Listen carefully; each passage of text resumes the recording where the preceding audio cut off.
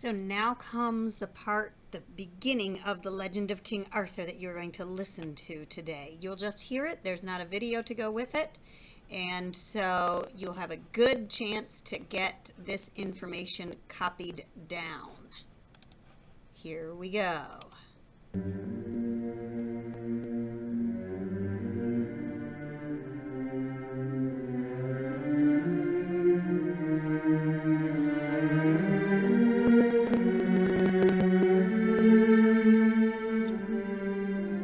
King Arthur and the Knights of the Round Table by Benedict Flynn. Sea wolves, the people call them, stealing across the grey waves in their dragon ships to Britain. At first they came to burn and pillage, to strike cruel and quick, load up with plunder, then hurry for the dragon ships and the sea road home. But soon they grew hungry for more than loot.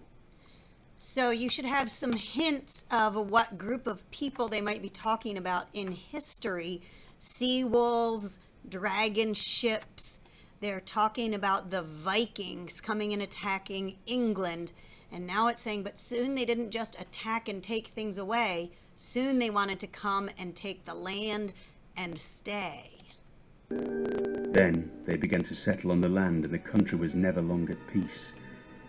The Britons were pushed west to Cornwall, to Wales. Then came one Briton called Uther Pendragon. He roused his people against the Saxon raiders and their allies. No other king was brave enough. The invaders were halted. Peace came to the western lands. As long as Uther Pendragon lasted, peace would last. But now Uther Pendragon was dying. The years of fighting had sapped his strength. Who would succeed him? He had no heir. His only child with Queen Igraine died a baby. A fever, some said. His knights already quarrelled over who should rule next. Evil days lay ahead. Warlord fighting against robber baron, dangerous days of strife and misery. And all the while, the Saxons and their allies would be harrying, pressing, taking a village here, a fort there, never resting.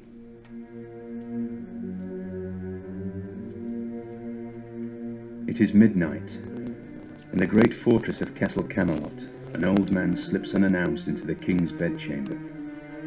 Beneath the furs that cover him, Uther Pendragon is weakening fast. He has not moved or spoken for hours now. His breathing is ragged, his lips the colour of clay. "Pendragon," says the old man. He takes the king's hand. His own is traced by strange tattoos. "Merlin, is he safe? I must know. They must not discover him." The old man nods. Uther Pendragon's eyes half close in relief. For a while he seems to sleep. When he wakes, his voice is fainter than a whisper. "Tell him, Merlin, when the time comes, won't you? Tell him it was the only way." Uther Pendragon's hand falls to the bed. Suddenly there is a noise, a rush of cold air. Two knights appear in the doorway.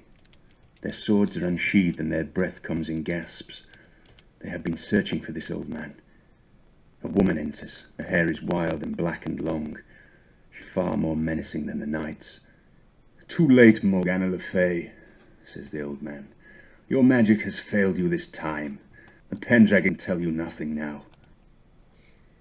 So remember, I said that legends have many variations, but there are some repeated characters and actions. Morgana Le Fay, being an unpleasant woman, to say the least, is a repeated character in the legend of King Arthur. She is almost always presented as an enemy of King Arthur. "My magic is not so dull, Merlin," she hisses at him. And if you haven't figured it out yet, the old man very often is a repeated character. He appears in pretty much every variation about the legend of King Arthur. The old man, Merlin, often called Merlin the Magician. "I know about the child." The air is crackling with their hate. But you shall not find him, Morgana. I have seen to that. He will live to defeat you yet. But you will not live, Merlin. The knights lift their swords. But the death blow never comes. The old man simply twitches a finger and the swords clatter to the floor. Inform the queen, he says as he sweeps into the corridor and past the king's bodyguard. They are frozen with surprise and fear. The king is dead.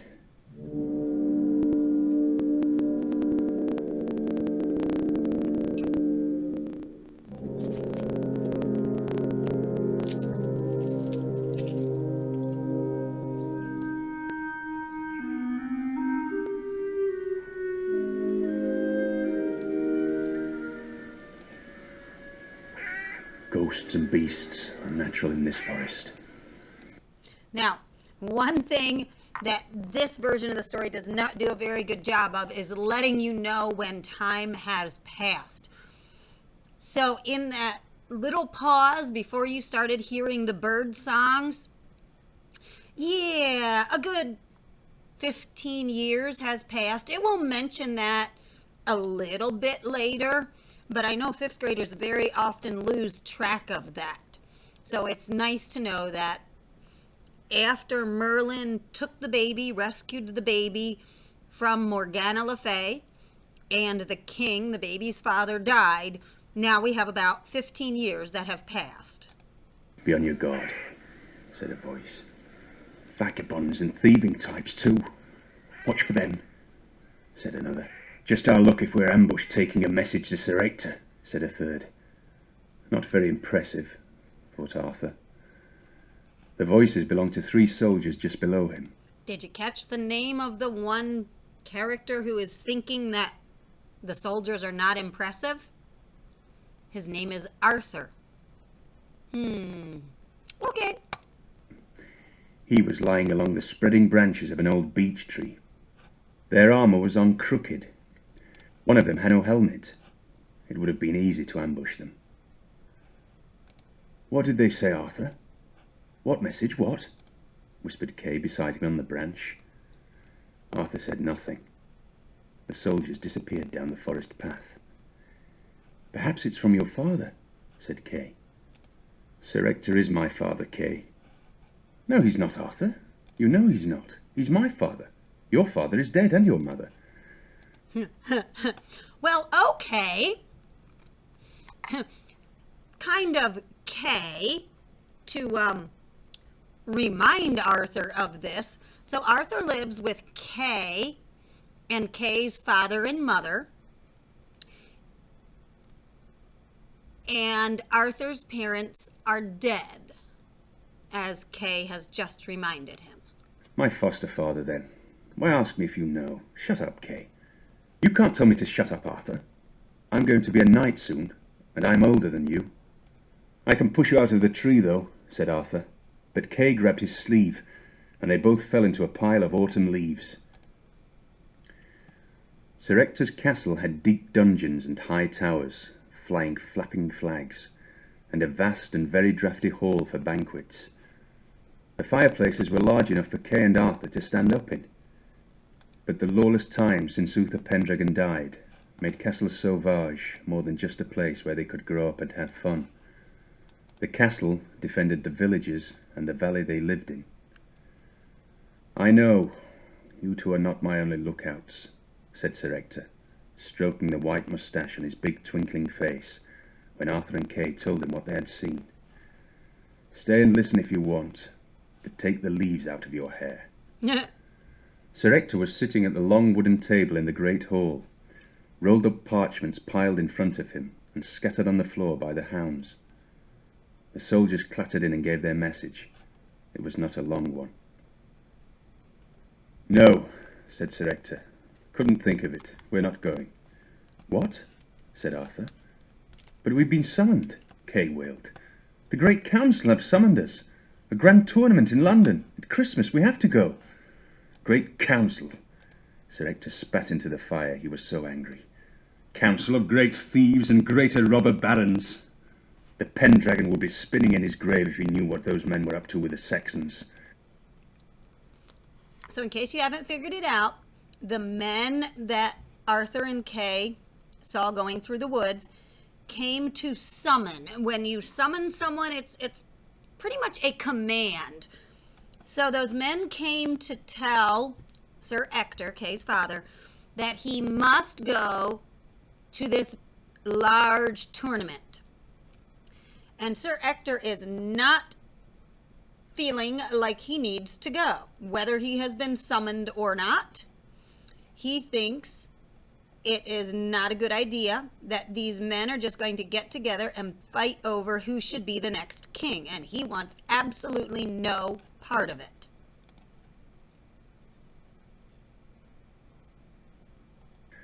Not to mention anyone else. We're not going. But every knight in the country will be there. And I'll be old enough to be a knight and joust by Christmas, moaned Kay. Exactly. Everyone will be there. It's most suspicious, all this about choosing a new king. Ha! All their enemies in one place to make it easier to kill them, which includes us. It's far too dangerous. Kay stuck out his bottom lip. Enough, Kay! We're not going, and that's that. He stormed off. Kay followed him. Arthur could hear Kay still complaining as they walked away. So unfair, Arthur thought as he sat with the hounds by the fire. I would be just as good a knight as Kay. I am sure you would, Arthur, someone said. Arthur turned around.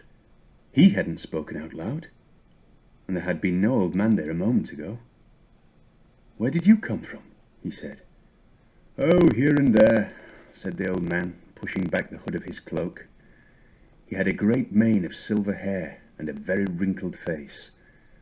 Arthur had never seen an older man, but this one stood up straight and gripped his staff with a strong hand, a hand covered in strange tattoos. Arthur stared at him. The piercing grey eyes of the old man stared back. So what's unfair, Arthur? Kay will be a knight by Christmas, but I will be just a squire, always. Sir Ector is my foster father. I have no noble blood. The old man chuckled and tapped his staff on the floor, twice. It's not funny. I practice just as much, and I'm better at most things. Now I'll spend all day polishing and rubbing. The old man stopped chuckling and looked at him sharply. It sent shivers up and down Arthur's spine. How did he know my name? Perhaps I should go and find Sir Ector, Arthur wondered to himself. Sir Ector is in the stables, said the old man. But he'll be back in a moment. Let's by the fire. As he said this, the flames leapt a little higher, and the fire grew a little hotter. Arthur sat nervously while the old man took Sir Ector's seat. 15, he said. I'm sorry, said Arthur. I knew you as a baby, you see. It's 15 years since Uther Pendragon died. I told you it would tell us later how long that little tiny gap was covering.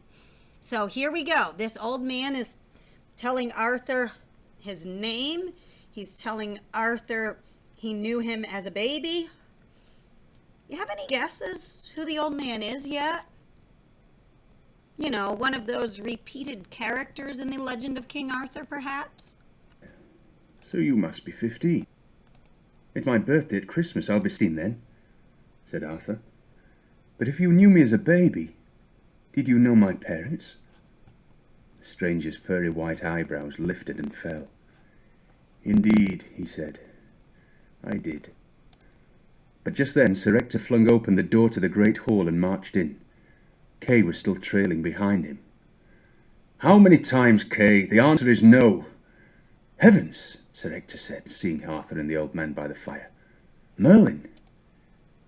The time's come, said Merlin, rising from his seat. Arthur looked at Kay. What was he talking about? What time? Are you sure? So young? Said Sir Ector. Quite sure. I have studied the signs. Would you doubt Merlin? No, it's just a little unexpected, that's all. I always knew that one day... Please, said Kay, impatient as usual. What are you talking about? Sir Ector sighed. You'll find out soon enough, Kay. In the meantime, prepare and your own. Arthur, take care of the horses. We're going to London after all. Any idea why Sir Ector changed his mind about going to London? Hopefully you caught something about it having to do with the old man. So some of the repeated actions that show up in the legends of King Arthur, the fact that his father was a great king, Uther Pendragon, the fact that he had to be taken away from his parents when Arthur was a baby to keep him safe, the fact that he was raised until he was a teenager, probably around 15, with a foster family, and that at 15 then he was taken out into the world. And so the next part that happens here as well shows up in a lot of the legends.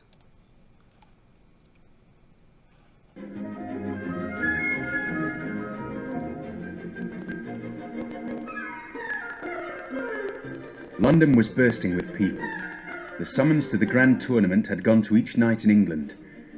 Every inn seemed packed with knights and their squires, and horses and armour. Eventually Sir Ector found them somewhere to stay. Each day the great council met to decide on a new king, but no one could agree as to who.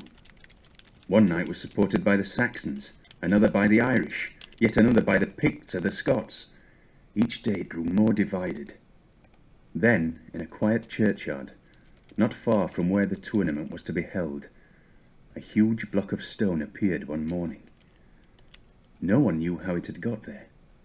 Set in the stone was a blacksmith's anvil, and thrust deep into the anvil, a great shining sword of steel. So if you picture this, it makes a point of saying it's really huge, and that the sword is like part of this large piece of steel called an anvil, and that the anvil is part of the stone. So in this version of the story, it really makes a point of saying all of this stuff is like one piece, which could never happen in nature, but it really couldn't be made by people either, especially in this time period.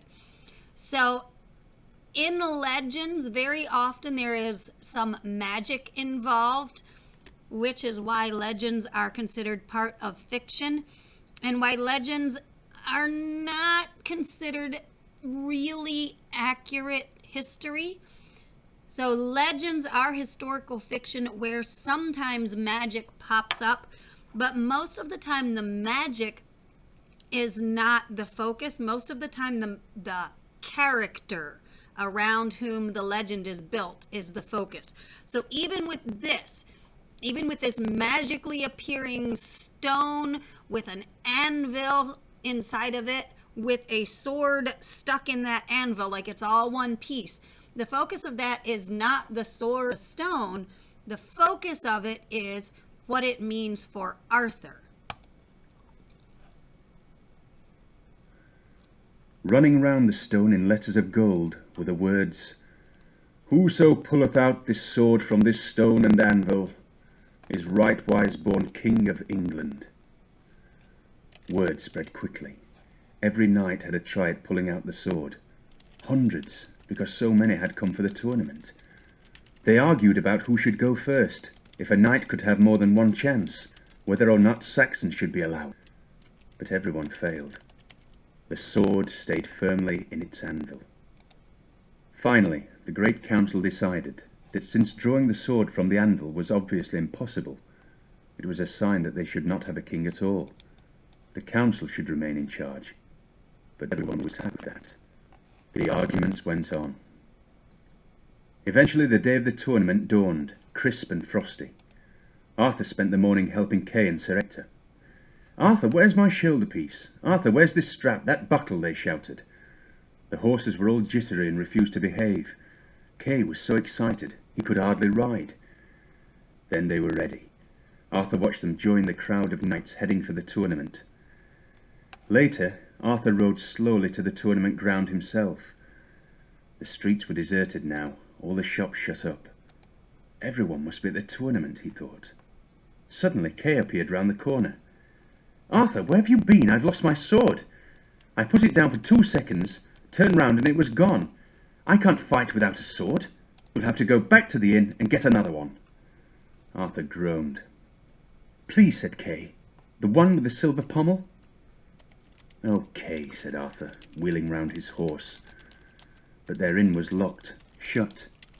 Arthur banged and shouted, but the landlord had to watch the tournament as well. Now, where would he find a sword? Kay has a better chance of borrowing one at the tournament ground, thought Arthur, as he turned his horse again. But with the hurry to get back and unfamiliar streets, he took a wrong turn, then another, and found himself in a quiet square. And there, in a churchyard at one end, he caught sight of a shiny new sword. "A sword," said Arthur. "I'm sure nobody would mind if I borrowed that. I can always put it back." He grabbed the handle. The sword seemed stuck in an anvil. There was some writing on a block of stone beneath, but Arthur thought it better not to read it, just in case it said the taking of the sword was not allowed. Yeah, you can tell Arthur's a teenager here, right? Oh, there's some writing down there, but if I don't read it, then surely I can't be held accountable for taking the sword. If you haven't already colored this part of the stone, it might be kind of fun to put some of that writing here around it. You can see where this artist imagines that the sword... Oh, you can't even see me pointing, can you? There. Get it moved up a little bit. That's better. So this is where this artist thinks the sword would have been held in the stone. You can see this is supposed to be a church, a churchyard. We would call that a cemetery. You probably figured that out by now. You can even see there's a castle in the background. Hopefully, if you had been coloring that already, you noticed it. So that's sort of your clue that this is in the middle of a town, a place where a tournament would happen. The idea of King Arthur as about a 15-year-old kid pulling the sword out of a stone to prove that he is the rightful King of England, that is one of the repeated actions that starts the legend of King Arthur. The idea that he is so different from everyone else, he proves his worth as being a king in an almost supernatural way. That's part of what starts his legend. He tugged at the blade. It gave a little, and then stuck. "Oh, come on," Arthur puffed, giving another heave. And then the sword came out, as gently as from a scabbard. Arthur tapped it against the anvil to make sure it wasn't cracked, and the metal sang out. Kay had given up hope. Arthur threw him the sword, and he disappeared into the crowd like a rabbit down a hole. Then he went to find Sir Ector. To his surprise, Sir Ector and Kay were standing together at the edge of the lists, where the knights jousted. "What's wrong?" Arthur said. "This is not Kay's sword." "The inn was locked, Sir Ector," said Arthur. "It's the only one I could get. I'll take it back when you're finished." "Arthur," Sir Ector said, "tell me where you found this sword." "Exactly." "It was stuck in an anvil in a churchyard, on top of a stone. I'm sure no one saw me take it. I promise I'll take it straight back." Kay and Sir Ector went white as a sheet. "Merlin was right," Sir Ector said. "The time has come." While they were speaking, a steady murmur was rippling through the crowd of knights milling around them. The sword has been taken from the stone," they were muttering. Arthur began to wish he had never seen the sword. Had he done something really wrong? Because he had taken it from a churchyard? "Could you find the place again?" Sir Ector asked him. He seemed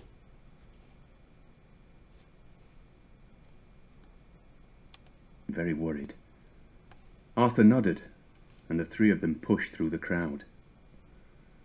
After the hurly-burly of the tournament, The churchyard was deathly quiet. "This is the anvil," said Arthur. "Put the sword back," commanded Sir Ector. "I'm sorry, Sir Ector, I didn't realize. Now pull it out." "But Sir Ector, pull it out again."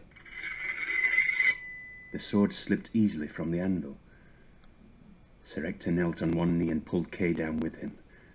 "My lord," he said. "My what? Don't kneel," said Arthur.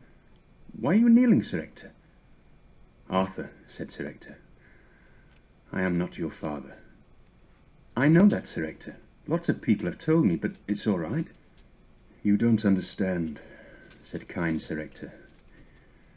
"Read the inscription, Kay. Let Arthur know who he is." So Kay traced the lettering with his finger, and out loud read, "Whoso pulleth this sword from this stone and anvil is rightwise born King of England." "Arthur," said Sir Ector, "that's you. Your father was Uther Pendragon. You are the new king."